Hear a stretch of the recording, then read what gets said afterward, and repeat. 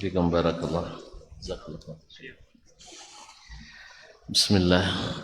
Assalamualaikum warahmatullahi wabarakatuh.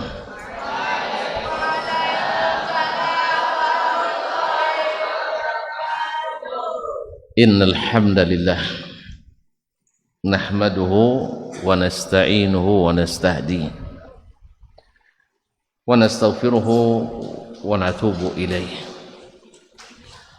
wa na'udzu billahi min shururi anfusina wa sayyiati a'malina may yahdihillahu fala mudilla lahu wa may yudlil fala hadiya lahu ashhadu an la ilaha illallah wahdahu la syarika lah wa ashhadu anna muhammadan abduhu wa rasuluh la nabiyya wa la rasula ba'dahu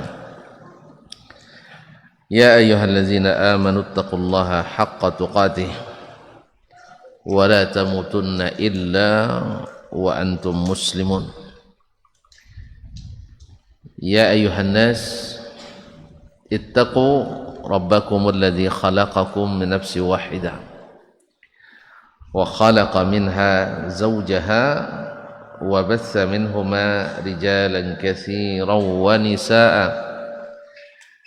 واتقوا الله الذي تساءلون به والأرحام إن الله كان عليكم رقيبا يا أيها الذين آمنوا اتقوا الله وقولوا قولا سديدا يصلح لكم أعمالكم ويغفر لكم ذنوبكم ومن يطع الله ورسوله فقد فاز فوزا عظيما أما بعد فإن أصدق الحديث كتاب الله وخير الحدي حدي محمد صلى الله عليه وسلم وشر الأمور محدثاتها وكل محدثة بدعة وكل بدعة ضلالة معاشر المسلمين معاشر المسلمات الحاضرين والحاضرات والمشاهدين والمشاهدات para alim ulama, cerdik pandai, tokoh adat, tokoh masyarakat, khususnya para pimpinan dan karyawan, para ustadz dan ustadzah di Pondok Pesantren Tahfiz Al-Madaniyah Tibun Kampa yang saya muliakan, saya hormati, yang saya cintai, khususnya anak-anak kami, santri dan santriwati PP Pondok Pesantren Al-Madaniyah yang mudah-mudahan senantiasa dalam lindungan, taufik, hidayah dan inayah Allah Subhanahu wa taala. Selamat datang kembali bagi yang habis cuti dan selamat bergabung bagi yang masih baru. Insyaallah di sini lebih enak daripada di rumah. Iya nah. Di sini lapangannya lapang, rumah kita sempit lapangannya. Di sini kawannya banyak, di rumah sedikit kawan, ya enggak? Jangan-jangan di sini makannya sedap, di rumah lebih sedap lagi. Nah, alhamdulillah, bersemangat ya. Iya, semangat. Alhamdulillah. Dan juga para orang tua, baik yang hadir maupun yang menyaksikan, mudah-mudahan Allah berikan taufik kepada anak-anak kita ini untuk sentiasa beradab, beriman dan berilmu. Ma'asyarul muslimin, ma'asyarul muslimat dirahmati Allah. Kembali kita mengaji kitab Tazkiratus Sami' fi adab fi Tazkiratus Sami' wal Mutakallim fi adabi al-alim wal muta'allim, yang ditulis oleh Imam Ibnu Jama'ah Asy-Syafi'i Al-Misri alaihi rahmatu rabbi. Ma'asyul kiram, kita masih dalam al-bab al-awwal, al-bab al-thani, bab yang kedua tentang adab seorang ulama. Memang seharusnya seorang alim ya. Tapi kalau Indonesia sudah seorang ulama. Pada ulama itu ramai. Seorang ulama atau seorang alim. Orang yang berilmu. Yaitu adabnya pada dirinya sendiri. Ternyata kita adab itu bukan hanya kepada orang lain. Tetapi juga adab pada diri sendiri. Nah, yang pertama kemarin adalah yang pertama selalu merasa diawasi Allah Subhanahu wa taala. Selalu diawasi oleh Allah Tabaraka wa taala. Apa bagiannya? Surga bagi orang yang senantiasa merasa diawasi Allah. Hadza ma tu'aduna likulli awwabin hafiz man khasyar rahmana bil ghaibi wa jaa biqalbin munib. Inilah balasan surga yang disiapkan, dijanjikan bagi setiap orang yang awwabin hafiz, yang senantiasa kembali pada Allah, hafiz dan menjaga Allah. Man khasyar rahmana bil ghaib, yang senantiasa takut pada Allah walaupun dia tidak melihatnya. Wajaa biqalbin munib, dan kembali kepada Allah dengan hati yang bertaubat dan kembali kepadanya. Ini yang pertama, senantiasa merasa muraqabatullah. Yang kedua, berkata Imam Ibnu Jama'ah rahimahullah ta'ala, ayyasunal ilma kama sanahu ulama'us salaf wa yaqumu lahu bima ja'alahu Allah ta'ala lahu minal izzati wasyaraf, yaitu dia menjaga kesucian ilmu. Ilmu itu sesuatu yang mulia, sesuatu yang suci, ya. Nikmat yang paling besar setelah iman pada Allah Subhanahu wa taala adalah nikmat ilmu. Subhanallah. Ilmu itu setelah iman pada Allah datang ilmu. Yarfa'illahu allazina amanu minkum walladzina utul ilma darajat. Allah pasti angkat derajat orang-orang yang beriman, kemudian yang diberi ilmu beberapa derajat tingginya. Berarti orang berilmu itu tinggi, orang berilmu itu punya izzah, orang berilmu itu mulia, orang berilmu itu punya karisma, orang berilmu itu punya martabat. Maka adab seorang alim adalah menjaga ilmunya jangan sampai direndahkan. Ilmu itu jangan sampai direndahkan oleh karena seorang alim tidak menjaga adabnya. Bagaimana maksudnya? Yaitu dia menjaga seperti para ulama as-salaf menjaga ilmu dulu dari direndahkan. Wa yaquma lahu bima ja'alahu Allahu lahu minal izzati wasyaraf, dan senantiasa menjaga, mendirikan apa yang mesti dia lakukan dalam menjaga ilmu itu, yaitu kemuliaan dan harga diri. Jadi seorang berilmu mesti jangan menghinakan dirinya dan jangan melecehkan kehormatannya. Berkata beliau, fala yuzilluhu bizahabihi wa mashihi ila ghairi ahlihi, sehingga dia tidak mendatangi atau tidak menghinakan ilmunya dengan datang kepada, dengan mendatangi orang-orang yang bukan ahli ilmu, daripada orang-orang min abna'id dunya, dari para anak-anak dunia. Maksudnya orang-orang yang ahli dunia, orang-orang yang punya kepentingan duniawi saja. Min ghairi daruratin aw hajah, tanpa ada hal yang darurat atau hal yang penting.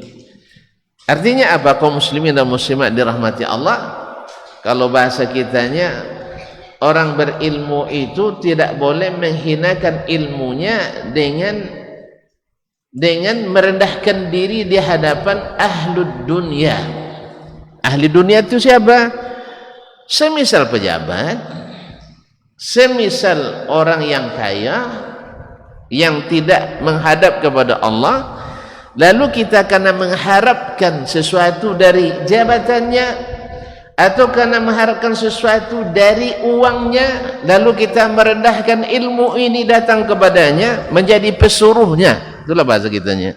Jadi jongosnya. Tahu jongosnya? Hah? Jadi babunya. Jadi alat untuk orang mendapatkan dunia. Kita tidak dapat dunia, tidak akhirat juga. Lalu kita diperalat untuk orang yang mencari tujuan duniawi. Maka seorang yang berilmu tidak masuk dalam bab-bab seperti ini, ya, untuk mencapai tujuan duniawi, karena ini termasuk menghinakan ilmu, kecuali karena ada darurat,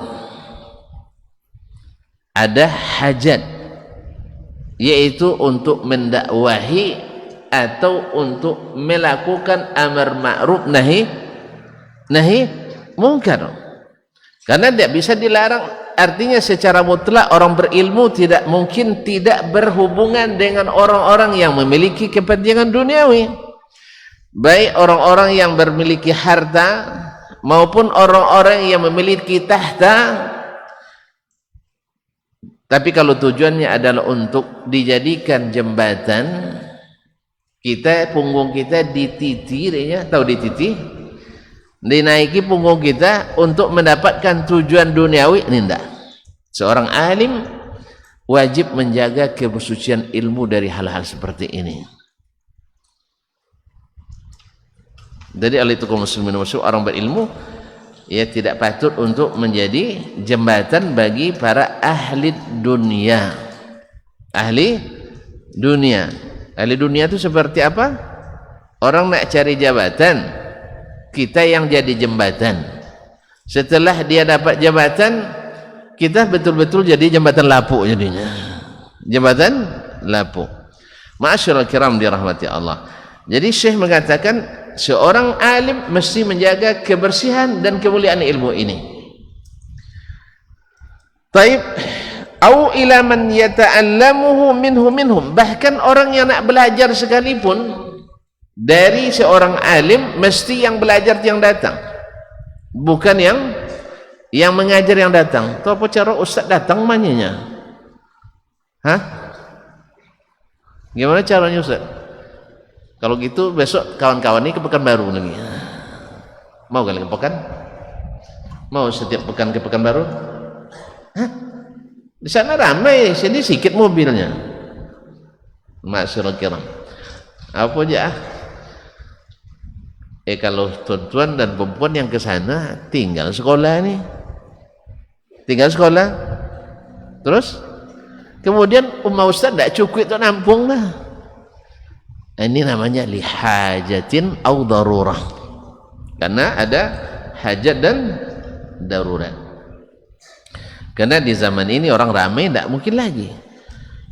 Jadi apa seperti kata Imam Malik dulu rahimahullah, dulu anak-anak raja khalifah Abu Ja'far Al-Mansur ingin anaknya belajar kepada Imam Malik, atau ayahnya ingin anaknya belajar yang calon khalifah juga nanti, karena anak-anak beliau itu semua jadi khalifah setelahnya. Ada Al-Ma'mun, ada Al-Amin, ada Al-Mu'tasim, semua jadi khalifah setelahnya. Jadi ingin anak ini dididik oleh ulama terbesar di Madinah masa itu. Siapa namanya? Imam Malik bin Anas rahimahullah. Tetapi mereka tidak mau bergabung dengan anak kaum muslimin ini. Ingin Imam Malik yang datang ke istana. Ini artinya apa?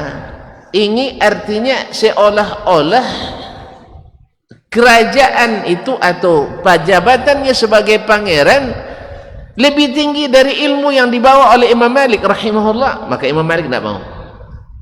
Maka Imam Malik tidak mau. Kadang ada unsur bahwasanya ketika ilmu itu Imam Malik yang datang ke istana, seolah-olah Imam Malik itu rendah nilainya di mata anak-anaknya.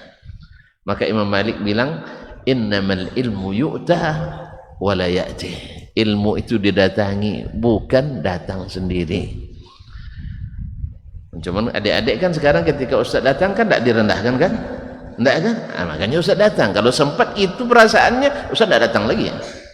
Apalagi Ustaz Ismail besok kalau datang ustaz itu direndahkan dengan makna ustaz yang seperti pengemis datang sini, ustaz datang lagi. Karena beban ilmu itu berat, nilai ilmu itu tinggi. Buktinya kan jangan lolok deh kan, lambat kita tidur. Ya kalau ceritalah kami di pondok dulu, ya kalau di sini makan masak sendiri, di sini makan masak sendiri. Periuk dia dalam asrama atau di luar asrama? Si asrama berapa orang? 10 20 macam sardin lah itu. Berapa isi kamarnya? Oh besar, oh patutlah. Berapa kali berapa?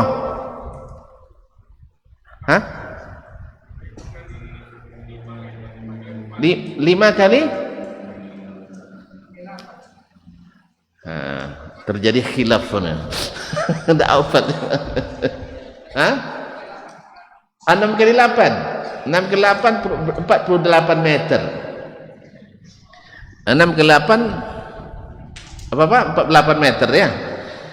Kalau kami dulu di pondok, dengan baik-baik. Kamar 4 kali 4 isi 14. 4 kali 4 berapa isi? 60 meter. Tuan-tuan 48 meter. Mana yang luas? 16 meter dapat 48 meter. Coba lihat. Kami makan masak sendiri. Periuk di kamar itu juga. Peti pakaian di situ juga. Rak buku di situ juga. Sampai tidur tidak boleh pakai kasur. Kalau pakai kasur, sodap tidur sini nih. Kalau boleh ustaz daftar lagi belajar ustaz. Saya nak belajar lagi sini nih. Tidur pakai kasur. Habis itu pakai AC lagi. Masya Allah. Itulah mak lolok sekarang. Kaum muslimin dan muslimat dirahmati Allah. Jadi kami kompor di situ, piring di situ, peti di situ, semua di situ. Kalau tidur malam, ya tidur malam betul-betul macam sardin. Tahu sardin? Sardin tak tahu. Tahu macam mana? Dempet dia, dempet kan? Nah kalau nak berkisau atau berkisau, tak tahu juga. Nah, gimana caranya? Nak bergeser posisi tidur di malam hari, mesti berdiri dulu. Kalau enggak, tempik kawan. Pahamnya? Jadi saking sempitnya tempat kami tidur. Enggak ada kasur haram. Buya bilang dulu biar kami pakai keleco haramnya. Enggak kan dapat ilmu kalau pakai kelecornya. Masak sendiri. Ya, kadang cucu ubi saya coba polo maco 2 bola. Tapi subhanallah kaum muslimin dan muslimat. Nah, untuk mendapatkan ilmu itu perlu pengorbanan. Ya, pengorbanan waktu, tenaga, harta, bahkan orang tua kadang-kadang menderita. Anak yang disayang terpaksa dilepas. Jadi kaum muslimin dan muslimat dirahmati Allah SWT. Oleh sebab itu yang ilmu yang seperti ini tidak boleh dihinakan. Tidak boleh dihinakan. Maka Imam Malik rahimahullah mengatakan ilmu itu didatangi, tidak datang sendiri. Taib. Lalu sang khalifah, ya presidennya kita waktu itu, minta kepada Imam Malik, kalau begitu tolong buatkan tempat khusus anak-anak kerajaan di Masjid Nabawi. Kata Imam Malik, la, al-ilmu yasawi bainan nas. Ilmu itu bersama-sama, tidak ada bedanya anak pejabat dengan yang bukan, anak pejabat dengan yang bukan, tidak ada bedanya. Nah, apa sebab? Karena yang menentukan tinggi martabat kita dalam bab ilmu adalah seberapa alim kita. Bisa saja anak raja tapi tidak alim, tidak bisa jadi mufti, tidak bisa jadi guru, tidak bisa jadi ulama. Tapi bisa saja anak orang miskin, anak hamba sahaya bisa menjadi mufti kerajaan, seperti Atha bin Abi Rabah, kulit hitam, awak gerityang kismis, awak tengkak, muka ndak oncak, tapi subhanallah dengan ilmu seluruh ulama dunia hormat kepadanya. Dengan ilmu sampai keluar keputusan Harun ar-Rasyid atau selainnya bahwasanya tidak boleh berfatwa di musim haji kecuali Atha ibn Abi Rabah. Jelas? Oleh sebab itu ilmu tidak boleh dihinakan dengan mendatangi ahli dunia, dengan mengantarnya kepada orang-orang yang menuntutnya bukan lillah, kecuali ada hajat seperti yang sudah jelaskan tadi. Naam, wa in azuma sya'nuhu, sekalipun orang itu pembesar, wa bara'a qadruhu, atau kedudukannya tinggi, tak, kalau akan membuat ilmu itu direndahkan, maka tidak boleh seorang alim untuk mengantarkannya ke situ. Tidak boleh seorang alim mengantarkannya ke situ. Oleh itu kaum muslimin dan muslimat dirahmati Allah, sesuatu yang luar biasa. Ya, mungkin ini cerita seperti zaman dahulu, tapi terjadi masih di zaman ini. Ada seorang penasihat pribadi, salah seorang presiden kita di negeri ini, dia sendiri yang cerita ketika dipanggil oleh presiden dulu ke istana untuk memberikan nasihat. Selesai dikasih oleh presiden melalui ajudannya amplop. Bapak isi kan? Mau ibu? Hah? Mau ibu? Bapak gak? 1 juta? Juta? Hanya 10.000, tapi dolar. Bapak tiru pak kamu 10.000 dolar? Hah? Kali boleh? Tak tolong hitung, tak pandai hitung dah. 150 juta. Apa jawaban Syekh tadi? Pak Presiden, mohon maaf, Pak Presiden akan memanggil saya lagi atau tidak? Kalau masih ingin saya datang lagi, tolong jangan pakai amplop. Dia tolong enggak? Kalau dia enggak tolong dosa. Ya, ini sekali dapat itu kan, tenang.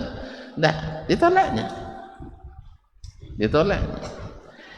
Karena beliau subhanallah bukan orang tak butuh, tetapi ini posisi seperti ini, posisi kondisi seperti ini, kalau kita terima pemberian seperti itu akan menghinakan ilmu. Makanya kata beliau, kalau saya Bapak masih ingin saya balik lagi ke sini, tolong jangan diberikan ini. Sebab apa? Saya jiwa saya lemah.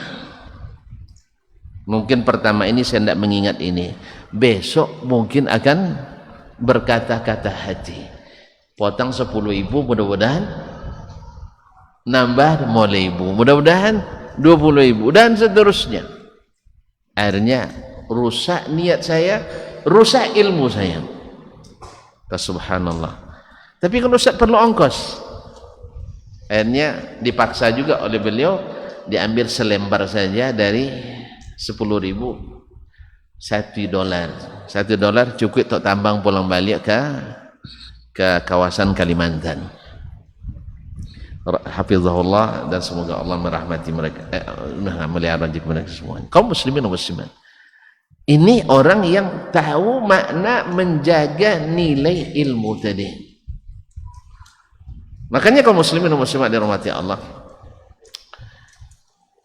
makanya kalau ada ustadz, kalau ada misalnya bantuan-bantuan, misalnya ada, tolong jangan ustadz yang disuruh mengantar proposal. Kalau nak buat proposalnya misal, tolong jangan suruh ustadz. Ini kebanyakan datang ke kawat, ustadz bisa mau soal proposal upatinya. Sang den dan pun nak buat proposal upatinya. Alhamdulillah pernah jadi penasihat bupati dulu. Setelah habis masa jabatannya, semuanya ustadz seorang tidak buat proposal nonyinya. Apa kini bos awik pak ini? Saya dahulu ketika belum mati kan, iya, untuk kepentingan pribadi maksudnya. Jadi kalau muslimin dan muslimat yang mati Allah SWT, tolong kalau seandainya harus juga kepada para pejabat, tolong jangan suruh ustadz yang bawa proposal. Sebab apa? Ini akan merusak ilmu. Merusak ilmu. Untungnya kalau dapat jadi PT, kadang tak dapat dah. Makanya banyak semacam anekdot timbul di masyarakat, kalau ustadz bertemu pejabat pasti bawa proposal. Nah ini kata Imam Ibnu Jama'ah, seorang alim mesti menjaga ini.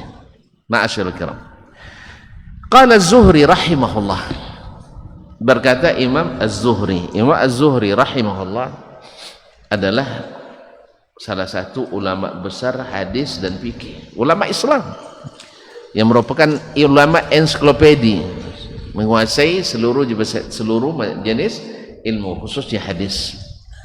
Beliau dapat kemuliaan mengumpulkan hadis-hadis Nabi SAW atas perintah khalifah yang salih, khalifah yang alim, Umar bin Abdul Aziz rahmatullahi alaih. Apa kata Imam Az-Zuhri? Hawanun bil ilmi ay yahmilahul alim ila baitil muta'allim. Merupakan penghinaan terhadap ilmu di mana seorang ulama yang mengantarkannya ke rumah orang yang belajar itu. Ini maksudnya tidak secara mutlak tentunya, karena Imam Az-Zuhri sendiri adalah teman Khalifah Umar bin Abdul Aziz rahimahullah ta'ala.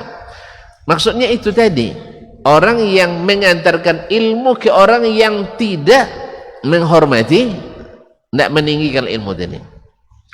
Kan ada di antara orang yang tidak tahu nilai ilmu itu, dia hanya memperalat saja. Nah, wa ahaditsus salaf fi hadzal naw'i katsiran, dan kisah-kisah yang diceritakan dari as-salaf dalam masalah ini sangat banyak. Wa qad ahsana al-qailu wa huwa al-qadhi Abu al-Hasan al-Jurjani, dan sungguh bagus apa yang dikatakan oleh al-qadhi Abu al-Hasan al-Jurjani, ya Abu al-Hasan Ali bin Abdul Aziz al-Jurjani, wafat 392 Hijriah. Apa katanya dalam 3 bait syairnya? Walam abtazil fi khidmatil ilmi muhjati li akhdama man laqaitu walakin li ukhdama. Saya tak pernah menjadikan, tidak pernah lam abtazil fi khidmatil ilmi muhjati, tidak pernah mempergunakan atau membuang air mukaku dalam berkhidmat kepada ilmu untuk berkhidmat kepada orang yang aku temukan, tetapi agar aku diberikan khidmat. Maknanya apa? Saya tak pernah membuang air muka saya. Air muka, tahu air muka? Rasa kehormat kita ya. Tidak pernah membuang air muka saya untuk dalam masalah ilmu kepada orang siapapun yang saya temui untuk memberikan khidmat kepadanya. tetapi justru supaya saya diberikan perkhidmatan. Mungkin perlu contoh juga nampaknya kaum muslimin dan muslimah, mungkin perlu contoh ya. Uang sebut contoh tawa, uang buat contoh tawa, untuk anak ini contoh dia jelas lalu. Saya pernah diundang dalam suatu acara oleh wali kota, tapi tidak wali kota kini, dia tidak bohong, wali kota kini kan, dah lama.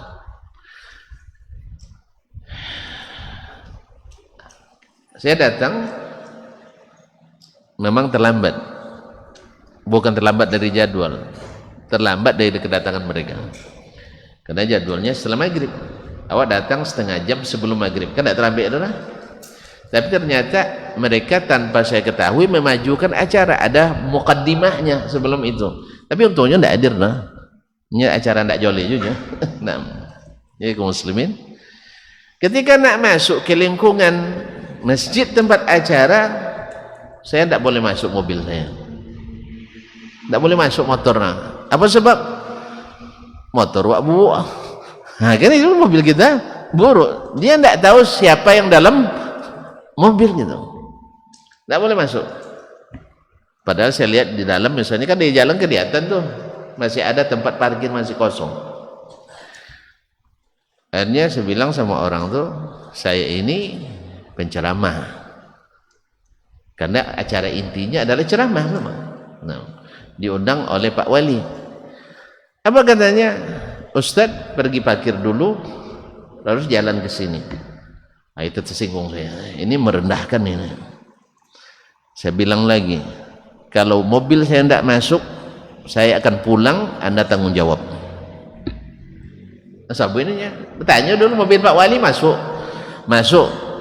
Kalau mobil Pak Wali masuk, mobil saya wajib masuk. Sana kehadiran saya dan kehadiran Pak Wali sama pentingnya dalam acara ini. Saya bilang gitu. Mereka tidak menghormati. Sudah bilang penceramah kan ustadz kan, masa disuruh untuk parkir jauh di sana dekat Suman HS, habis itu jalan lah polo-polo. Alah Pak Andi dek polo nak tolak lewat basuhnya wali kota apa cipika-cipiki lah wali kota nak babawun ustadz mahnya tidak bisa. Saya bilang jelas itu. Ini contoh kita tidak mau dihinakan, kita bawa ilmu yang berharga, ya, bawa ilmu yang berharga. Sejak Darun Batu dulu sampai ke Jakarta, sampai ke Madinah, tiba-tiba untuk parkir motor tidak boleh masuk. Nah, akhirnya saya bilang, saya kalau tidak boleh masuk, saya akan pulang. Saya tidak peduli acara ini jadi atau tidak. Jelas jalannya tak? Kau buat di wali kota jadi itu, buat lecen itu. Tapi kalau di posor tangkut apa cara orang. Iya kan, tidak mungkin kita diundang acara yang undang wali kota yang undang, tiba-tiba mobil kita tidak boleh masuk gara-gara dia model motor buan. Asalnya bukan di mobil, tidak. Harusnya panitia harus siapkan parkir untuk ustadz. Jangan parkir untuk wali kota atau bupati saja, bukan parkir untuk gubernur saja.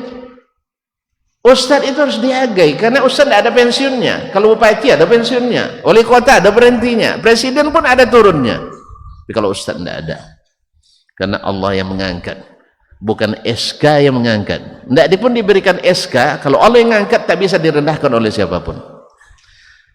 Jelas. Ini adab yang harus dijaga oleh ahlul ilmi, oleh para ulama.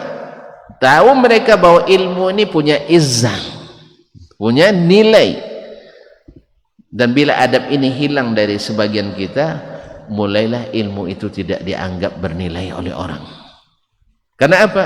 Karena sudah dijadikan, kita rela dijadikan jembatan, dijadikan sebagai titian, dijadikan sebagai alat dan sebagainya. Bahkan kita sendiri berharap sesuatu di tangan mereka, sesuatu yang tidak berharga, padahal kita memiliki yang sangat berharga. Nasallallahu as-salamata wal afiyah. Jadi saya tak pernah, kata beliau, membuang air muka saya untuk berkhidmat dalam ilmu kepada orang lain. Justru saya berikan ilmu supaya saya dikhidmat, bukan untuk mengkhidmat orang lain. Ini bukan sombong, ini bukan sombong, jangan ditafsirkan sombong. 6. Ashqa bihi gharsan wa ajnihi zillatan. Apakah saya sudah bersusah-susah ketika menanam, tiba-tiba memanen saya dihinakan? Sama inilah susunan sawit tiba panen jatuh horogo lewat ya. Hah? Kaum muslimin dan muslimat dirahmati Allah, kita dah penat-penat menuntut ilmu. Tadilah bilang ini adik-adik yang sekarang subhanallah tempat tidur lapang, masak dimasakkan, tidur ditidurkan juga. Tidak diandukan dah? Tidak ada ya? Nah, kaum muslimin dan muslimat, artinya dalam kondisi yang sehat walafiat. Kita dulu sampai tidur di lapangan, lah basah kain kena embun baru bangun. Pindah ke asrama tidak ada tempat tidur lagi. Ini terpaksa pindah ke lokal pun dah penuh. Masuk serbaguna. Kalau sendiri takut karena kabar banyak hantu. Itulah cerita orang dulu kan banyak hantu di situ. Sebab apa? Dekat kuburan. Dekat kuburan. Apalagi pas musim ngaji di kuburan, abilayan tuh. Lagi ke pondok. Allah musta'an. Kaum muslimin dan muslimat dirahmati Allah SWT. Jadi saya menuntutnya, apakah saya bersusah-susah ketika menanam, pas panen saya dihinakan? Tidak mungkin.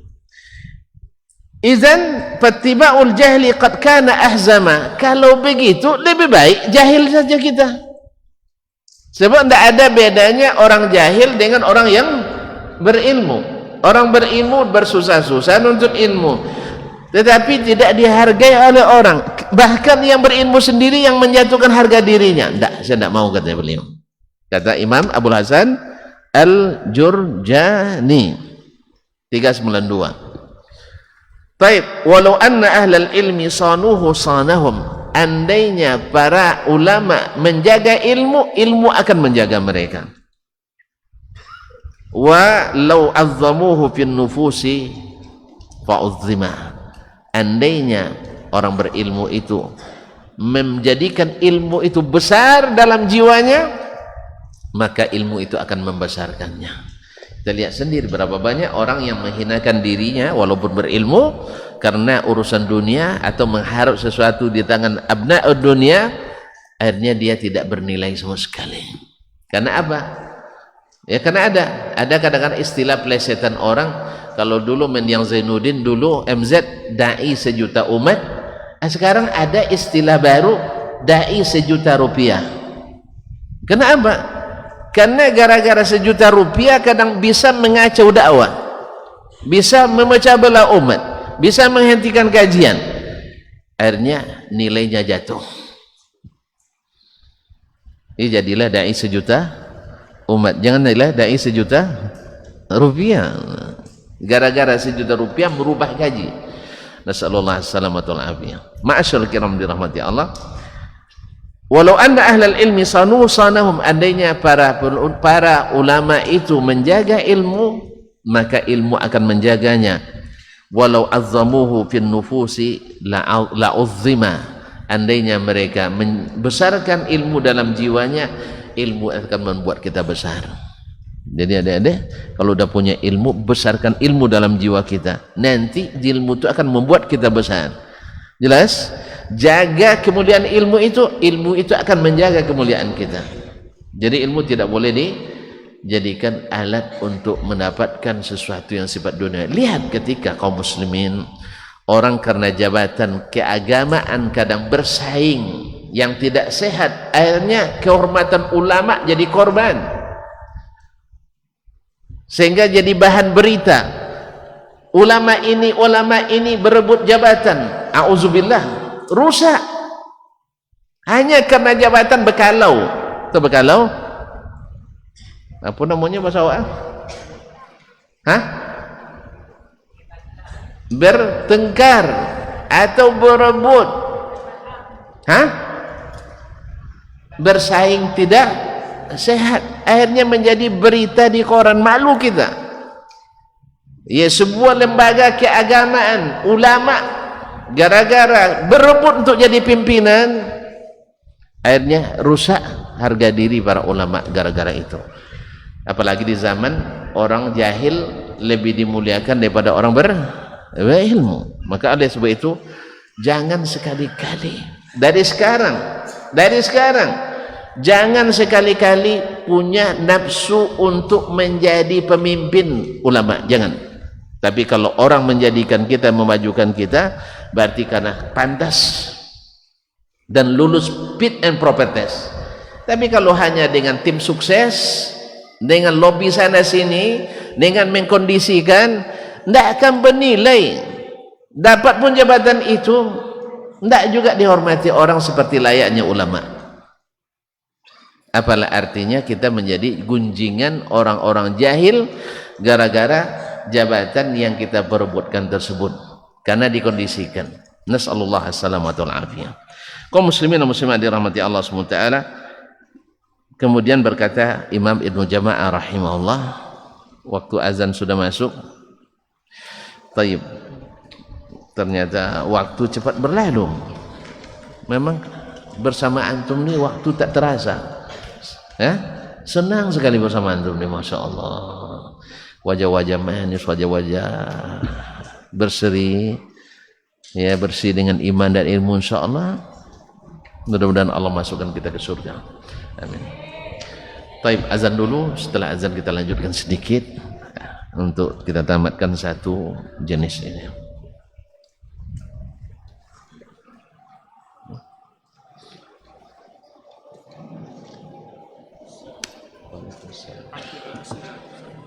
Masya Allah, barakallah. Sudah baik pada azan, sudah baik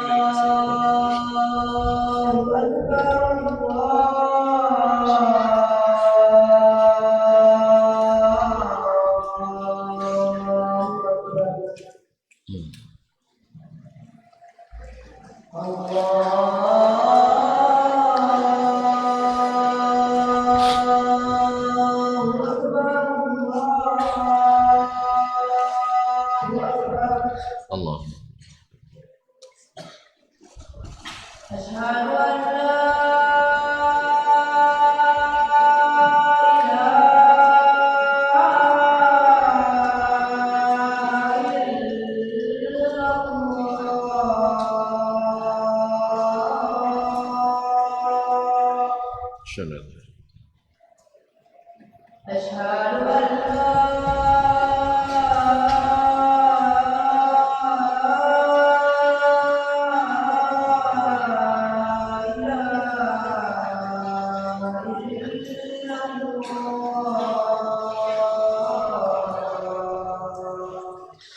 Sudah la ilaha illallah.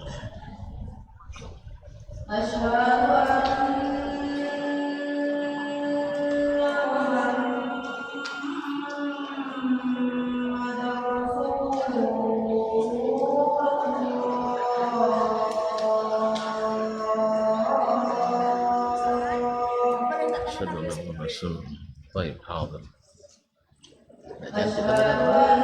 Lanjut tentang anda punya. Sini.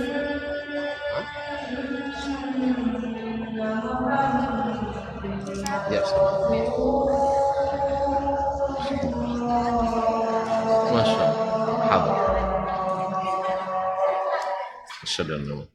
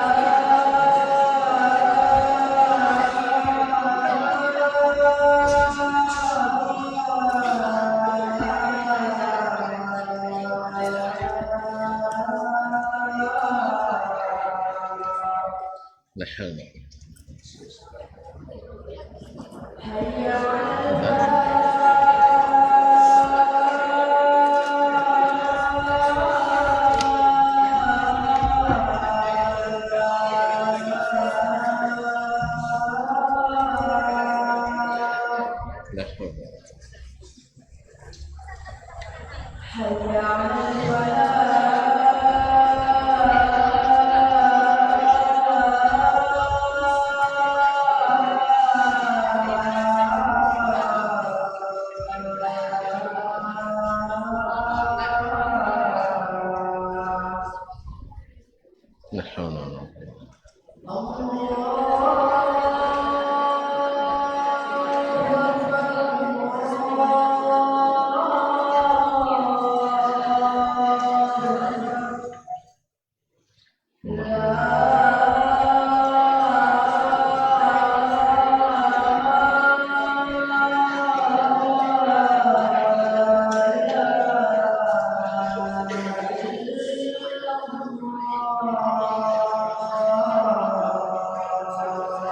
ونشهد أن لا إله إلا الله. الصلاة القائمة.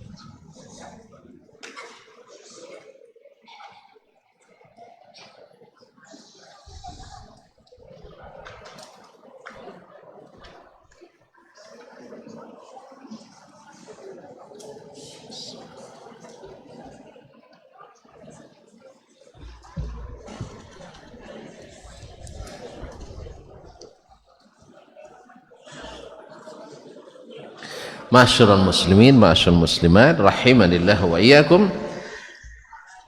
Kemudian beliau menjelaskan tadi kan secara umum bahwa ilmu tidak datang tapi dia didatangi. Tapi beliau mengatakan fa in da'at hajatun ila dzalik, bila ada hajat, kebutuhan untuk itu, au daruratun, atau darurat.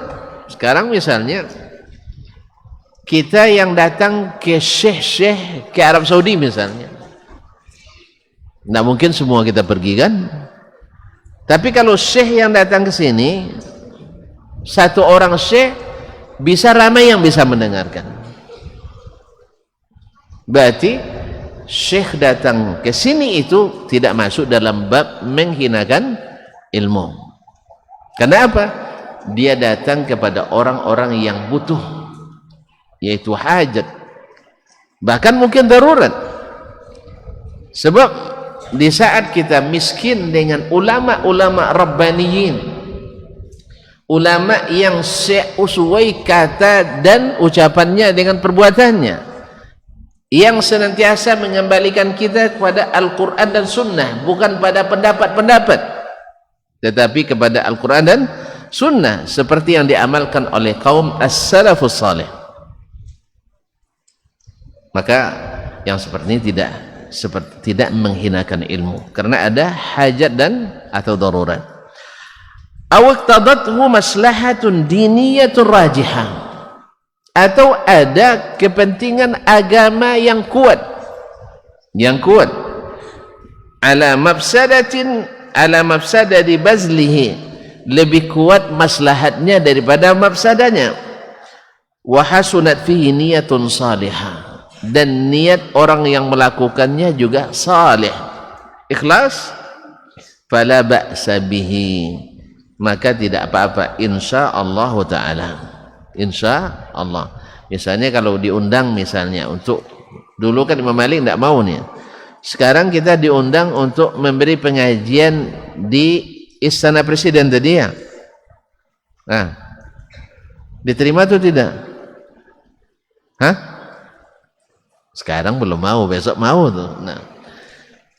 Nah sekarang kaum muslimin dan muslimat dirahmati Allah, kalau diundang mungkin tak pernah terulang kita akan bisa menyampaikan ilmu di depan mereka, para menteri-menteri yang mungkin mereka belum, misalnya belum pernah mereka mendengar bahwa jabatan kenegaraan itu adalah jabatan strategis untuk mendapat surga di akhirat.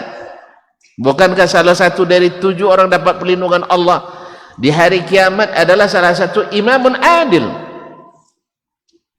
Imamun adil mungkin tidak sampai. Gimana menjadi imam adil itu?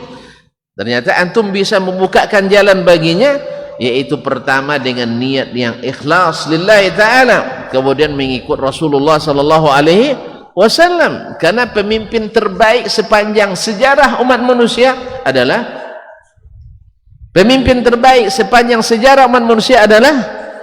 Nabi Muhammad sallallahu alaihi wasallam. Oleh sebab itu, kalau nak masuk surga pemimpin-pemimpin kita mesti merealisasikan la ilaha illallah, kemudian benar-benar mengikut Rasulullah sallallahu alaihi wasallam. Nah, kalau ini maslahatnya, Ustaz Ismail kalau undang mau ikutnya. Ini tidak masuk menghinakan ilmu. Ini adalah maslahat diniyah rajihah yang kuat. Harus sampaikan. Tapi kalau alun bangkit lah, lepas susun proposal, nak lay dapat honor besar di situ anda. Jangankan ke situ. Honor besar untuk ngaji ke surau aja, kalau itu yang diharap juga termasuk menghinakan ilmu. Ya apa modelnya? Ya modelnya. Ya kadang-kadang diundang di sebuah surau di kampung. Tiba-tiba duluan ya kampung ini datang undangan dari Pak Gubernur. Minta dibatalkan di kampung itu. Untuk ini. Ayatnya batinggan jadi di kampung kadang tidak lo konfirmasi dulu. Kalau gini berarti kita enggak, yang begini ini merusak ilmu. Merusak ilmu. Ya. Ma'asyaallah kiram dirah. Dan saya pernah diuji dengan itu, alhamdulillah lulus gitu. Alhamdulillah lulus gitu. Ya kan bezo kan tambahnya. Dosa lainnya ke di kalangan ustaznya. Allah musta'an. Ya sabu itu citu-citu nanti sensitif lah kan. Jadi kaum muslimin dan muslimat, jadi kalau ada niat salihah dan niat kita terjaga, maka tidak mengapa insyaallah wa ala hadza, seperti inilah yuhmalu maja'an ba'di a'immatis salaf. Apa yang kita dapatkan sebagian imam di karangan as-salafus salih minal masyi ilal muluk, ketika mereka mendatangi para raja wa ulatil amri dan para pemerintah, kaz-Zuhri, seperti Imam Az-Zuhri rahimahullah, dia sering datang ke khalifah. Tapi siapa khalifahnya? Umar bin Abdul Aziz, khalifah salih, alim, zahid, adil dan seterusnya. Jadi Imam Zuhri selalu datang kepadanya, karena ketika datang ke Umar bin Abdul Aziz menambah ilmu, malah bukan menghinakan ilmu, tapi menambah ilmu, menambah semangat.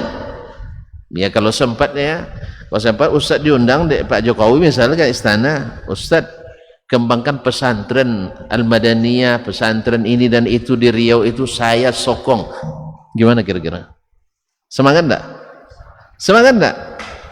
Nah, makanya karena saya ternyata pesantren ini luar biasa. Luar biasa. Kenapa enggak luar biasa? Dulu enggak kini lah. Dulu ketika di masa ustaz-ustaz dulu, yang masuk pesantren itu sortiran banyak. Sortiran atau sortir, non anca-anca, non ganteng-ganteng masuk sekolah negeri, non kayo-kayo, non bapiti-piti masuk sekolah negeri, non bengkual-bengkual, non musikin-musikin, non tongkau-tongkau masuk pondok. Kan ya? Hasilnya apa? Yang tadi tongkau-tongkau masuk pondok jadi wong taat. Nan tadi taatan masuk sekolah biasa jadi berarti pesantren luar biasa. Makanya pemerintah wajib berterima kasih kepada pesantren. Kalau sempat tidak ada pesantren, tidak terbayang bagaimana akhlak masyarakat dan pemuda kita. Makanya pemerintah wajib berterima kasih, wajib mengapresiasi dan wajib mendukung pesantren di seluruh Indonesia ini.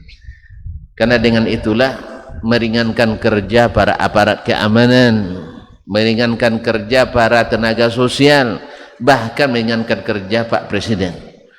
Karena apa? Karena kasus-kasus yang berat-berat seperti narkoba, radikalisme, terorisme, pesantrenlah obatnya. Jangan bukan sebaliknya, pesantren menjadi sarangnya, salah. Pesantren ada satu kasus, dua kasus. Kalau orang bilang Indonesia itu orangnya perampok, kita tidak suka. Apa sebab? Kan kita bilang kan tidak seluruh orang Indonesia perampok. Kalau sempat gara-gara orang berdasi korupsi, tiba-tiba seluruh berdasi dituduh korupsi, mau? Ya tidak. Ada sebagian orang yang di pesantren buat kesalahan, bukan pesantren yang salah, dia sendiri. Berapa banyak murid tiba-tiba ibarat padi sehektar ampo sedamo. Apa sedamo Indonesia Ustaz? Sedemap. Nah, iya, segenggam. Iya, padi kita 1 hektar bernas semua, tiba-tiba ada 1 genggam yang hamba gagal panen. Lalu yang segenggam ini dijadikan sebagai sampel. Nauzubillah, nauzubillah. Misalnya dari sekian juta, ratusan juta orang belajar kitab tauhid misalnya, lalu ada 2-3 orang seluruh dunia terlibat masalah, lalu gara-gara yang 3 ini yang ratusan juta itu dijadikan tuduhan, ini tidak adil. Ini tidak adil. Oleh sebab itu sekali lagi pesantren adalah sesuatu yang harus disokong, harus didukung, dan harus juga dijaga dan lindungi supaya jangan masuk pemikiran-pemikiran yang menyimpang ke dalamnya sehingga menyebabkan merusak wajah indah pesantren tersebut. Makanya yang tadi yang ancak-ancak puangai, maaf, yang buruk-buruk puangai masuk pondok jadi orang hebat, jadi ustaz malah. Kadang jadi ustaz viral lagi sebagian kaum muslimin dan muslimat. Satu kau dulu masuk pondok, sudah itu jadi buya godang. Ya, bayangkan. Ya godang. Dan cadik-cadik kadang masuk sekolah lain tidak jadi apa-apa juga. Jadi imam tidak bisa. Mati ayah tidak bisa jadi imam solat jenazah. Nasallallahu alaihi wasallam. Berarti pesantren luar biasa. Makanya sekarang banyak orang-orang yang kuliah di kuliah-kuliah umum, mereka merasakan indahnya pendidikan pesantren itu, sehingga ada namanya pesantren mahasiswa. Cuman sebagian pesantren mahasiswa belagu loh dia jauhnya. Kalau kan maju lagu jangan buat pesantren mahasiswa lah. Itu cukup di sekolah seni, cukup di fakultas. Dado kalau untuk atur main drum band tidak usah pesantren mahasiswa. Pesantren mahasiswa menciptakan orang-orang berilmu dan taat, berakhlak mulia dengan prestasi yang tinggi. Tapi kalau hanya kan maju belagu, rebana dalamnya tidak usah lah. Untuk apa pesantren mahasiswa? Karena itu ada di masyarakat tanpa pesantren mahasiswa ada itu. Ma'asyarul kiram dirahmati Allah SWT. Kemana-mana kajian? Waktu 10 menitnya, tapi ini ponteng Ustaz, 6. Jadi Imam Az-Zuhri rahimahullah datang ke pemerintah, datang ke pejabat bukan karena mengharap, enggak, tetapi untuk memberi, memberi. Seperti yang saya ceritakan Ustaz tadi, dia datang ke istana untuk memberi, bukan untuk berharap, dan diberi pun dia tolak. Subhanallah. Ana mengira dulu hanya seperti Imam Ahmad yang bisa seperti itu. Ternyata di zaman ini masih ada orang yang bisa bersikap seperti itu. Semoga Allah menjaga semuanya. Amin ya rabbal alamin. Ma'asyiral kiram dirahmati Allah. Wasyafi'i rahimahullah, Imam Asy-Syafi'i juga dekat dengan Amir Makkah, dengan penduduk dengan gubernur Makkah, dekat dengan gubernur Yaman, sehingga beliau dimuliakan oleh mereka. Makanya ketika, dan itu menyelamatkan beliau ketika diangkat jadi ketua Mahkamah Agung, menjadi Qadil Qudat. Imam Syafi'i tidak mau, lari dari Baghdad ke Basra dikejar, lari ke Kufah dikejar, lari ke Makkah dikejar, lari ke Madinah dikejar, akhirnya lari ke Yaman. Sampai di Yaman gubernurnya kenal baik dengan beliau karena satu keturunan Ahlul Bait. Apa jawabannya? Ya Aba Abdillah, andainya Khalifah datang ke sini, engkau berada di bawah telapak kakiku, aku tak angkat kakiku. Aman di sini bersembunyi. Setelah selesai diangkat Mahkamah Agung, baru Imam Syafi'i kembali menampakkan diri. Ketika beliau itu nak berangkat menuju Mekah, pergi umrah atau haji, beliau dibekali oleh gubernur Yaman hanya lebih kurang 50.000. Saya lupa dinar atau dirham. Kalau dinar 50.000 kali 2,5 juta, berapa duitnya? 5 kali 2 songa 75. Berarti 7.500.000 ibu 7.500.000.000. Nah, dikasih oleh gubernur sebelum masuk Makkah, beliau ambil kemah di Bi'ru Tua di di Batha Makkah. Dia umumkan siapapun alul baiti Rasulullah sallallahu alaihi wasallam, orang-orang keturunan Nabi yang perlu untuk diberikan hadiah, maka silahkan datang. Maka berdua-dua datang mereka ke Imam Asy-Syafi'i. Dari 50.000 itu dibagikan semuanya, tidak tersisa kecuali hanya sekira 50 saja. Kalau awak terbagi 50 lah banyak asal. Dari 50.000 terbagi 5 muatwi dah banyak. Tidak, dia bagikan semuanya, yang tersisa untuknya hanya 50. Kita selesaikan ini ya. Wa gharihima illa ala annahum qasadu bidzalika fudul al-aghrad ad-dunyawiyah. Mereka datang bukan untuk mengejar sampah-sampah duniawi, tidak, tapi untuk kemaslahatan agama. Wa kadzalika idza kana al-ma'ti ilaihi min al-ilmi waz-zuhdi fil manzilati al-ilmiyah aw aliyah.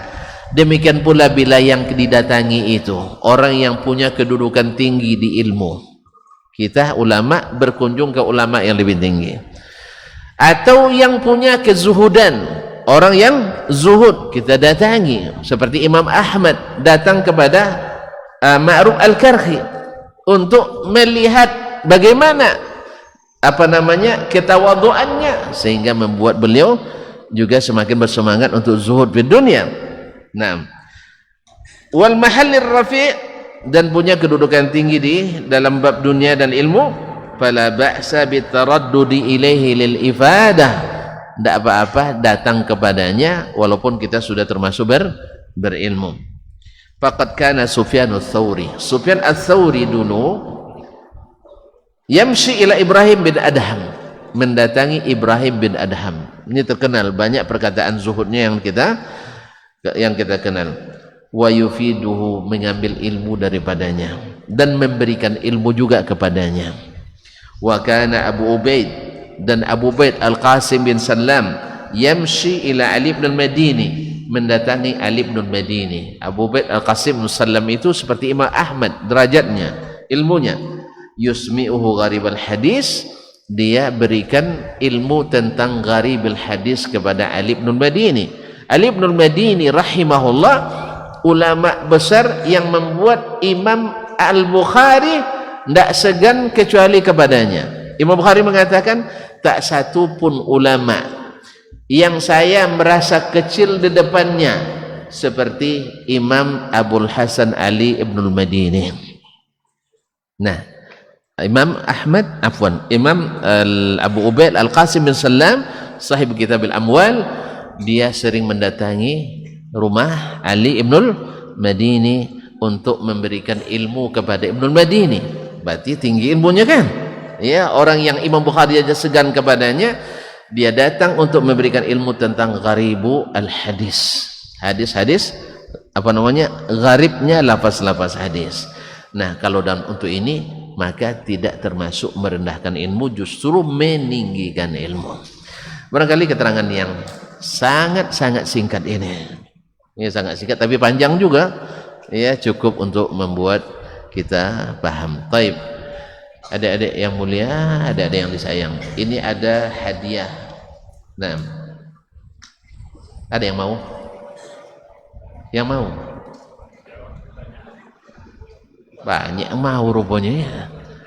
Kalau saya tambah lagi, ada juga yang mau? Hah? Saya tengok ada pun enggak? Saya tak pastikan ada pun enggak. Hah? Ada sedikit, aman. Baiklah kaum muslimin. Siapa yang bisa jawab? Angkat tangan ya. Siapa yang paling cepat yang saya lihat? Dia menjawab.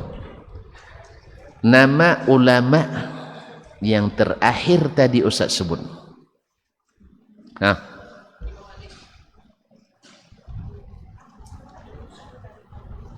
Ali ibn Madini. Ahsanta. Nih. Semuanya. Satu aja. Taib. Taib, ada tambahan sedikit. Tapi tidak banyak lah. Mau kan? Sikit aja. Nah. Afwan. Ali ibn Madini. Ali ibn Madini bisa membuat seorang ulama besar di bidang hadis segan kepadanya. Siapa ulama itu?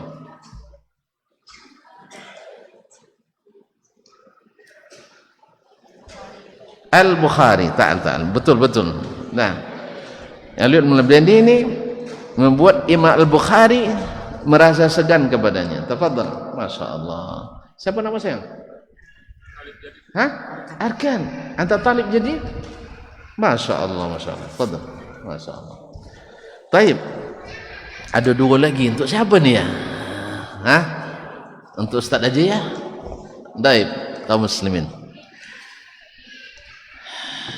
Orang yang datang kepada seorang ulama, datang ke pejabat untuk mendapatkan amplop, termasuk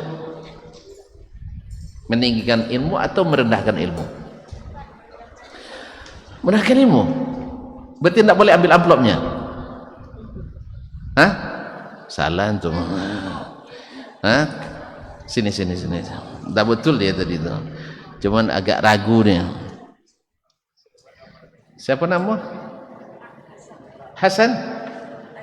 Azam dari Pulau Ambai. Masya Allah. Banyak duyan situ ya. Hah? Musim duyan terus di Pulau Ambai. Iya, masih ada duyan. Masya Allah. Maunya? Ditambah mau juga. Jadi bukan tidak boleh diambil. Yang tidak boleh itu tujuan gitu ke situ. Jelas? Mereka diambil, tidak ambil, tapi bukan datangnya untuk tujuan itu.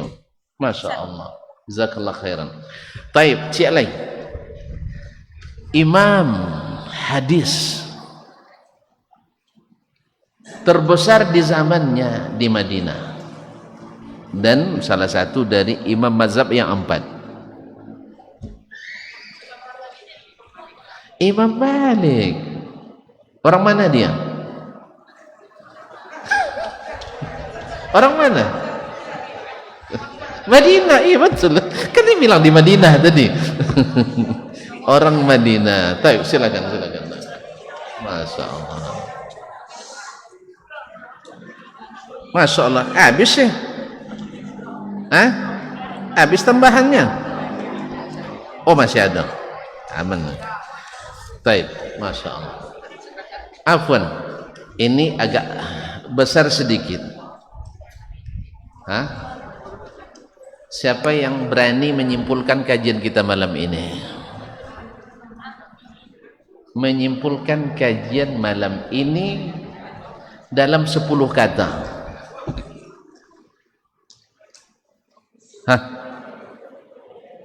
Hah? Silakan. Nah, silakan. Maju sini. Ustaz itu. Nanti ada izin tak? Ada izin? Ada. Silakan. Nah. Masya Allah. Ada mikrofon tadi? Pak, Masya Allah. Silakan. Pakai mic. Ini. Baik.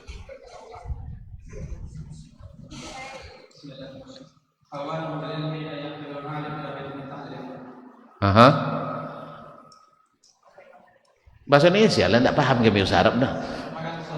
Bagi seorang alim membawa ilmunya pada orang penuntut ilmu. Berarti saya menghinakan ilmu sekarang. Kayak penuntut ilmu yang memakai seorang alim ke rumah. Wajah Ustaz, kayaknya tidak bisa. Jadi belum. Coba diulang kembali, coba dirapikan lagi. Merupakan suatu kenan bagi seorang alim jika ilmu tersebut diminta oleh seorang ilmu untuk alimu yatawalati, alimu yatawalati. ilmu itu didatangi, tidak datang sendiri. Itu kesimpulannya. Kayaknya tidak tepat.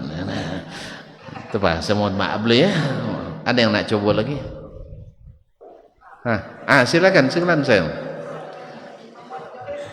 Imam Bonjol, silakan. Iya, silakan cepat. Nah.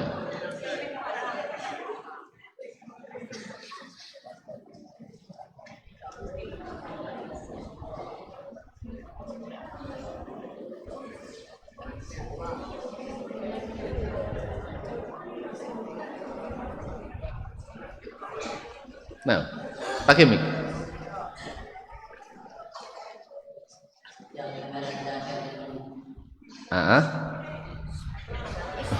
Baru 3 kata.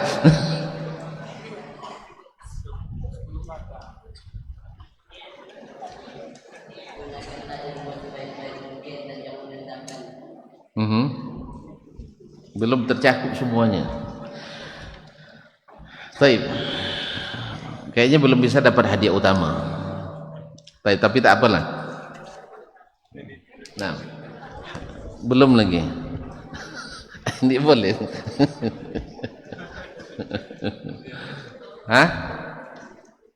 Kayaknya seharusnya Ustaz yang jawab ini. Termasuk menghinakan ilmu, di antara adab yang mesti dijaga, ilmu jangan sampai dihinakan dengan membawanya kepada orang yang tidak memberikannya nilai. Ya, tapi kalau kepada orang yang berikan nilai atau menambah atau menghargai, maka tidak termasuk yang dilarang. Jelas? Jadi boleh ceramah depan presiden, tapi bukan untuk cari selfie dengan presiden. Kalau itu tujuannya enggak. Ya, jelas? Boleh pergi mengajar orang-orang kaya, tapi dengan syarat orang kaya itu memberikan nilai kepada ilmu itu. Ini ada cerita, tapi panjang lagi nanti. Nggak ada usah cerita lagi. Nah, terima kasih dan mohon maaf. Wallahu taala alam. Wassallallahu ala nabiyyina Muhammadin wasallam. Wa subhanakallah bihamdik asyhadu an la ilaha illa anta astaghfiruka wa atubu ilaik. Wassalamualaikum warahmatullahi wabarakatuh.